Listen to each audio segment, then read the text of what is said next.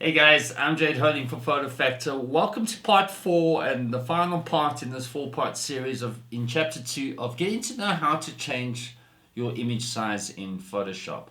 We've already learned how to resize your image, what resolution means, and we've also learned how to make use of your crop tool and straighten images to improve your composition. In this final session, we're going to show you how you can expand upon your canvas size. So let's dive straight in. So what we're doing here is we're not changing the image size in any way. What we're wanting to do here is we want to add some space on the sides, or either top, bottom, right, left, in order to perhaps add some additional elements.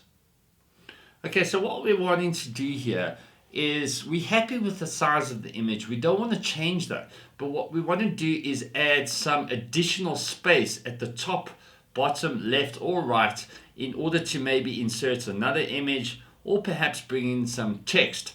And so the way we do this is, enlarge that again. The way we do this is we go up to the top menu bar, we click on image. Earlier on when we were changing the image size, we went down to image size. What we want to now do is go down one more to canvas size, right? And up pops this little dialog box. Now, we can see here that you can see we've got here set to centimeters. You can change to inches, pixels. Let's assume we're doing this for the web, and then in which case pixels would be the preferred option. So our image is 999 pixels wide, and we want to add on some space to the right and the left of the image. And so let's say we wanted to make the canvas 1200 pixels wide. We can then either go, there's two ways you can do that. We can either go to the width option and type in 1200 and click on OK. And you'll see now you have a canvas size that is 1200 pixels wide, and it is evenly distributed, the additional pixels on either side of the image. Let's just go back a step. The other way you can do it is if you know specifically how many more pixels you want to add. Let's say you know you want to add an additional 400 pixels. You can then click on relative, and you'll see it brings down these values to 0. It hasn't changed your image size. All it means is I know I want to add on an additional 400 pixels. I can type in 400 and it gives me the same result. Again, evenly distributing the additional pixels to 200 on the right and 200 on the left. Let's go back another step.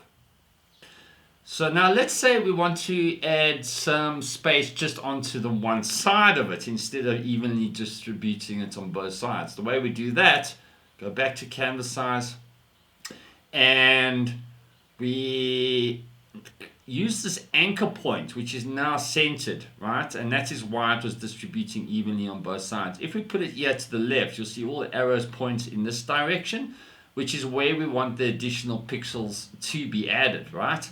And so we want it to be pixels. Let's say we want to add on another 200 pixels. Just as a matter of note here, I can choose what the additional canvas color will be like once I've clicked on OK. To any color I like. I can make it white, I can make it black, or I can double click on here and make it any color I choose. Let's go for some radical purple. No, let's go back. Let's rather make it something along the lines that complement the image. Let's say orange. We click on OK. We click on OK again. And you'll see now it has expanded the canvas to include just onto the right hand side of the image. And once you're happy, you go up to File, and again save as, so as not to save over the original file. And you'll then save it with the file name that works for you, maybe Sunset Expanded, and save it as to the relative file format that you prefer. We've already spoken about JPEG, so we save it there. And boom, there you have it.